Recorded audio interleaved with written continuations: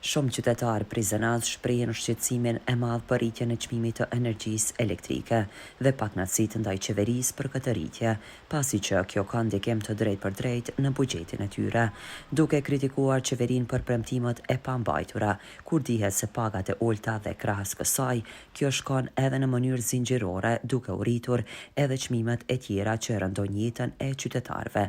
Kështu shprehen pensionistët Shamsedin Horosani dhe Masar Kasra. Besoj se shtresa e ulta, apo si them, ku i takoj edhe unë si pensionist, me të vërtet çdo rritje e rrymës është jo i pranueshëm në këtë periudhë aq shtrejtësisë të madhe që ekziston në tregun apo në jetën e përgjithshme.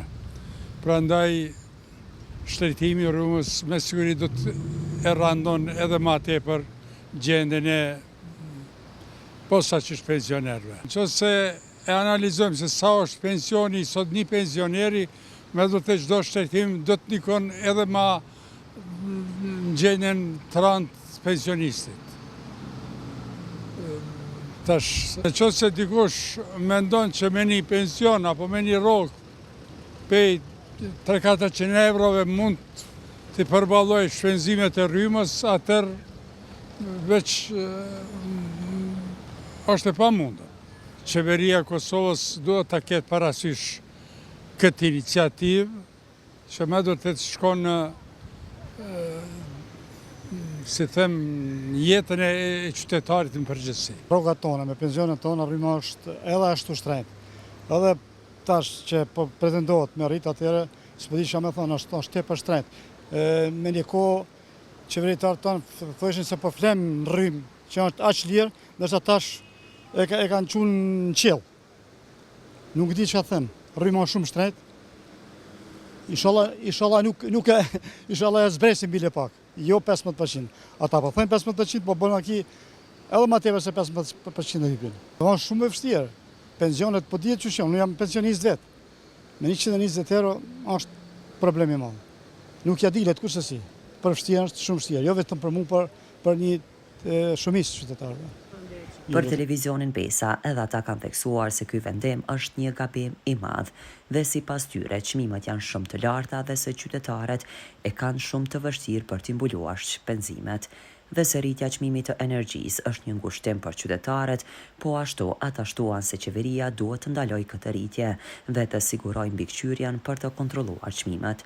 Të njëjtin mendim ishin edhe qytetarët si Aslan Shehu dhe Rami Ymeri, duke potencuar se çdo rritje çmimi të energjisë dëmton qytetarët, e veçanërisht ata me të ardhurat të ulta. Qeveria është se cila bën dhe duhet të kuptojë jetën e popullit dhe se a kemi një të ardhura dhe sa kanë qytetarët që punojnë dhe jetojnë në Kosovë. Problem shumë i madh. Problemi në rrogat tona është shumë problem. Rrogat janë shumë të ulta, çmimet shumë shtrejta, rryma shtrejt. Kjo veç të na mund mendovis Kosovën tonë. Tjetër kon nuk krahasohet. Shumë keq. Si po arrini ju të përballoni? Shumë me vështirësi të mëdha. Me vështirësi shumë të mëdha. Edhe kjo rritje që hala më keq. Hala më keq. Do të merret këtu ushqimet për me pagurimën. Shumë e vështirë është të përballohet.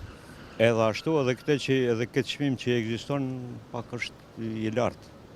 Nëse shtretohet ende, atëherë qytetari vërtet ka me pas vështirë, shumë vështirë. Edhe cili kishte qenë një mesazh i juaj? Mesazhi im është që të mos rritet më tepër, bile duhet të zbritet.